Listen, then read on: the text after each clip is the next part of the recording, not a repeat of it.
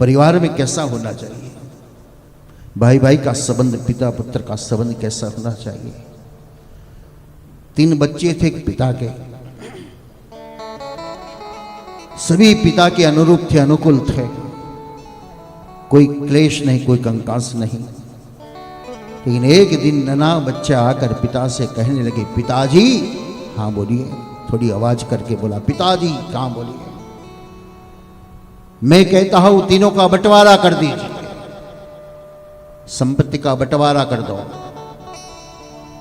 दोनों भाई ने कहा, अरे ऐसा क्या हुआ, ये बंटवारा क्यों चाहता है?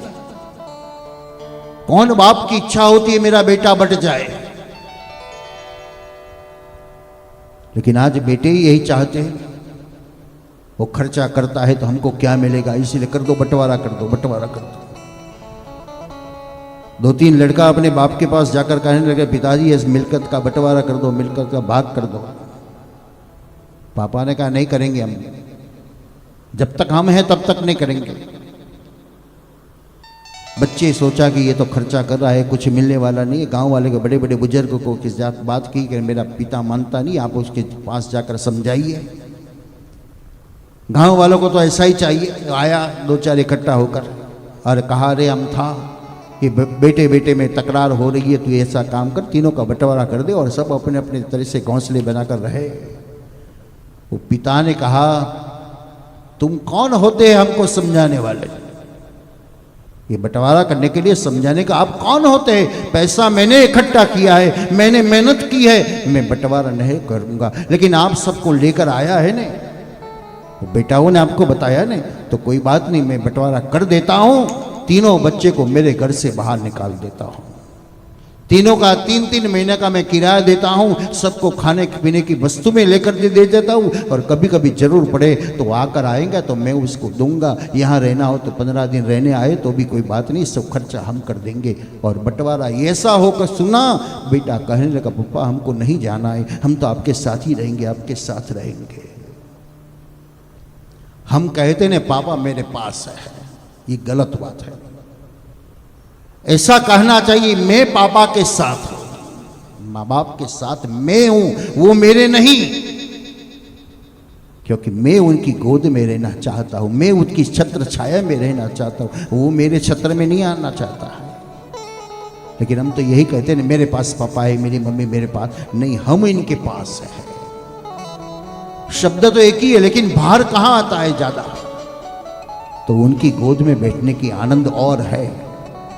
हम छत्र लेकर खड़े रहेंगे तो हमको तकलीफ आएगी, हम इनके शरण में चले जाएंगे। श्रीमद् भागवत वक्ता और श्रोता का जो प्रकार बताया, परीक्षित की जो कथा है, देवकी और वसुदेव की शादी हो रही है। एक दृष्टांत जो बाकी रहा, बेटा ने कहा, मेरा तीनों भाइयों का बंटवारा कर दीजिए।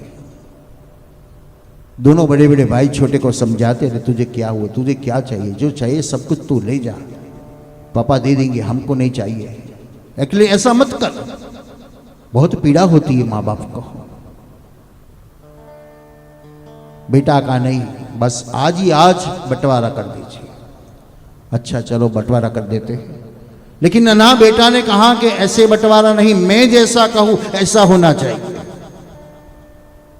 अरे क्या बोल रहा है तू? दोनों भाइयों ने कहा, कोई बात नहीं, चलो जैसे ही प्यार से हो जाए तो अच्छा है, झगड़ा नहीं करना है। तू कहे ऐसा बंटवारा करते, तेरे को कितना चाहिए बोल? सब चाहिए। नन्हा बच्चा ने कहा, नहीं सब नहीं, लेकिन मैं कहूं तो बंटवारा ऐसा होना चाहिए, जो प्रॉपर्टी है उनमें से 50% बड़े भाई को दे दो। बड़ा भाई तो अवाक हो गया, हम तो सोच रहे थे कि ये सब वो ही मांगता होगा, लेकिन नन्हा ने कहा कि 50% बड़े भाई को दो। क्यों? तब छोटा बोला, बड़े भाई ने परिवार में बहुत भोग दिया है, बहुत तकलीफ सहन किए, हम मंझले और हमसे तो बहुत ज़्यादा उसने श्रम किया है, तो 50% उसको देना चाहिए। 35% ये मंझले वाले को दे दो, क्योंकि उन्होंने थोड़ा मेहनत किया है, मैंने तो कुछ नहीं किया, इसलिए मुझे 15% दो। देखो ये कितना प्यार है, ये डिवाइड नहीं, ये प्यार का बंधन बता रहा है। कंस और देवकी का ऐसा प्यार है कि मेरी बहन को सुखी हो जाए, सुखी हो जाए, सुखी हो जाए।